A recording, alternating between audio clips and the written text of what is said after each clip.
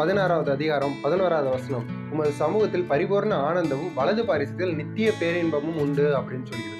ஒரு சில சபைகள்ல பாஸ்டர் சொல்லுவாங்க, இன்னைக்கு எத்தனை பேர் சந்தோஷமா இருக்கிறீங்க அப்படின்னு. தேவனுடைய சமூகத்துல நம்மளுக்கு என்ன கவலைகள் இருந்தாலும் அது களிப்பா மாறக்கூடிய தருணம் தான் தேவனை ஆராதிக்கிற அந்த நேரமா இருக்கிறது.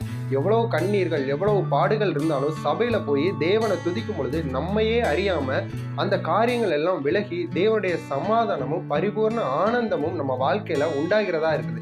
இதை யாருமே இல்லைன்னு சொல்ல முடியாது. ஆனா இதுல இன்னொரு ட்விஸ்ட் என்ன இருக்கு அப்படின்னா, தேவனை ஆராதிக்க போகும் பொழுது எப்படி கவலைகளோட நம்ம போனோமோ அதே மாதிரி திரும்பி வந்துடக்கூடாது.